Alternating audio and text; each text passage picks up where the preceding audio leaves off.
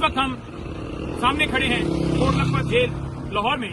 मेरे साथ एडवोकेट राना मुदस्सर और एडवोकेट वकार संधू खड़े हैं। थोड़ी देर पहले ये समाअत खत्म हुई है 9 मई के केसेस में।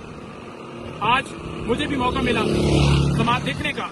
ये बिल्कुल ओपन ट्रायल नहीं है, बंद कमरे के अंदर एक ट्रायल जारी है जहां पर ना मीडिया की एक्सेस है ना आम पब्लिक की एक्सेस है, और 2 साल कंप्लीट होने वाले हैं। ट्रायल कंप्लीट होने की तरफ बढ़ता है, यानी फैसला होने लगता है, तो दोबारा से ट्रायल सिरे से स्टार्ट कर दिया जाता है। मकसद क्या है कि उन रहनुमाओं को जेल के अंदर रखना। वो रहनुमा कौन है आप सब जानते हैं। आज दौरान समाअत वाइस चेयरमैन पाकिस्तान तहरीक इंसाफ शाह महमूद कुरैशी साहब, उनसे भी मुलाकात हुई, और जो डॉक्टर यास्मीन राशिद साहब हैं उनसे मुलाकात हुई, चौधरी जा साहब से मुलाकात हुई, महमूद रशीद साहब से मुलाकात हुई, और उमर सरफराज चीमा उनसे भी मुलाकात हुई।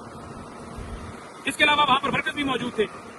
तमाम लोगों के यानी लीडरशिप और उसके अलावा जो वर्कर्स हैं, उन तमाम लोगों के हौसले, हिम्मत, जज्बा, इस मुल्क के साथ मोहब्बत, इमरान खान साहब के साथ मोहब्बत, उनके नजरिए के साथ जिस तरह वो खड़े हैं, सलाम पेश करते हैं। मैं आपको ये बताना चाहूं कि आज कुछ जो चीजें रिसेंटली मेरी जब मुलाकात हुई थी उनसे मैंने जाना था, आपको आगाह किया था, आज फिर आगाह कर रहा हूं।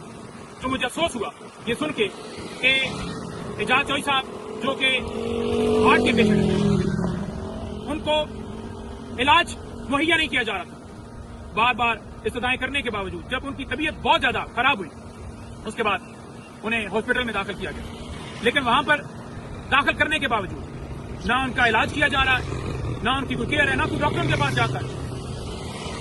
इसके साथ जो उमर सरफराज चीमा है, उनको उनके दोनों बाजू फ्रोजन हो गए। यानी सादा लफ्जों में मैं कहूं कि जब उनको फर्श पर लेटाया गया, और क्योंकि फर्श पर जब आप मुसलसल लेटते हैं तो डेफिनेटली आपके जो है वो जिस्म के ऊपर वो असर करता है, क्योंकि बेड आपकी चारपाई वो तो एक और तरीका होता है सोने का।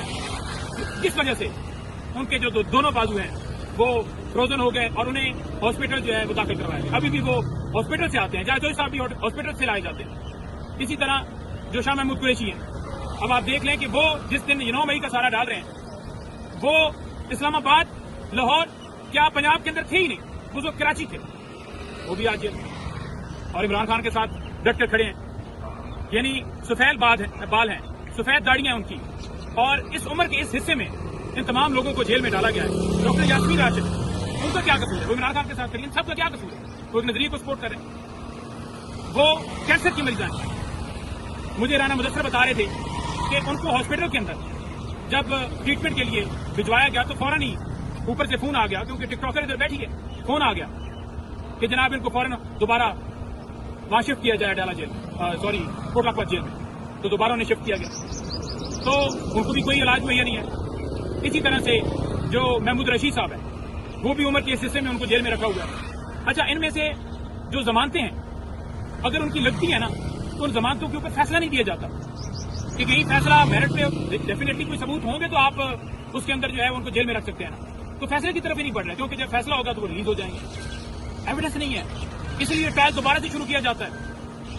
पुलिस वाले गवाह बनाए। आपने किसी सीसीटीवी फुटेजेस के अंदर देखा कि किसी हाउस के बाहर या किसी जगह के ऊपर आपको नजर आया हो कि वहां पर पुलिस वाले जो है वो उस वीडियो के अंदर नजर आ रहे हो? एक तरफ मिलिट्री ट्रायल चल रहा है, यानी इसी वकूए के ऊपर, और एक तरफ ये एटीसी के अंदर ट्रायल चल रहा है। पुलिस वाले गवाह, पुलिस वाले मुद्दई, यानी सरकारी गवाह, सरकारी मुद्दई, जिस हाउस के ऊपर हमला करने की बात कर रहे हैं वो तो कोई भी उनका कोई अलकार इधर मुद्दई नहीं है। इन तमाम चीजों से आप अंदाजा लगा सकते हैं कि बेल ना देना, ट्रायल फैसला ना करना, कि इनके पास कोई एविडेंस नहीं है। लेकिन मैं आपको वादे करना चाहूंगा कि ये तमाम लोग इमरान खान के साथ डट के खड़े हैं। उन तमाम लोगों ने पूरी कौम को ये मैसेज भेजा है कि हम इमरान खान के नजरिए के साथ खड़े हैं। इमरान खान साहब को मैसेज भेजा है कि खान साहब हमारी तरफ से आप फिक्रमंद ना होइए, हम बिल्कुल आपके साथ, आपके नजरिए के साथ डट के खड़े हैं, और इंशाअल्लाह ताला हकीकी आजादी के लिए अपनी जितनी कोशिशें हैं, अपनी जितनी जिंदगी का जितना हिस्सा बाकी रह गया है, वो हम इंशाअल्लाह ताला मध्य दम तक आपके साथ खड़े हैं।